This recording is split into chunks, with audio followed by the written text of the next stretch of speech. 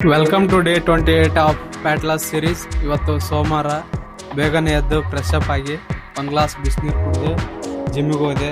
ಇವತ್ತು ಚೆಸ್ಟ್ ಮತ್ತು ಟ್ರೈಸೆಪ್ಟ್ ವರ್ಕೌಟ್ ಇತ್ತು. ಒಂದು 5 ನಿಮಿಷ ವಾರ್ಮ್ ಅಪ್ ಮಾಡಿದೆ. 30 ಪುಷಪ್ ಮಾಡಿದೆ. ನಾನು ಪುಷಪ್ ಡೈಲಿ ಮಾಡ್ತೀನಿ.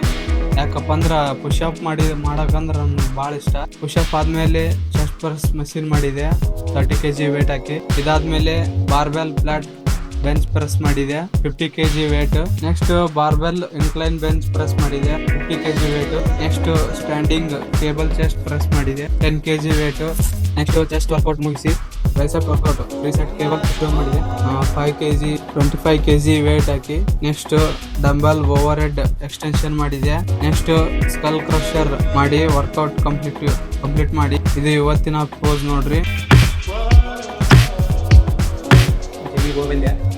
ಜಿಮ್ಮಿಗೆ ಬಂದು ರೆಡಿಯಾಗಿ ನಾಷ್ಟ ಮಾಡ್ತೀನಿ.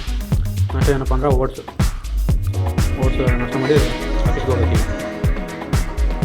ಆಫೀಸಿಗೆ ಬಂದು ಇವತ್ತು ಮಂಡೇ, ಅದಕ್ಕೆ ಕೆಲಸ ಜಾಸ್ತಿ ಇತ್ತು. ಪಾರ್ಸಲ್ನ ತಗೊಂಡು ಡೆಲಿವರಿ ಮಾಡಿ ಡ್ಯೂಟಿ ಮುಗಿಸಿ ಮನೆಗೆ ಬಂದೆ. ಇವತ್ತು RCB ಮತ್ತು ಡೆಲ್ಲಿ ಮ್ಯಾಚ್ ಇತ್ತು. ಸೊ ಡೆಲ್ಲಿ ಮೇಲೆ ರಿವೆಂಜ್ಗೆ ಫುಲ್ ಎಕ್ಸೈಟ್ ಆಗಿದ್ದೆ. ಫಸ್ಟ್ ಬ್ಯಾಟಿಂಗು ಡೆಲ್ಲಿ ಆಗಿತ್ತು.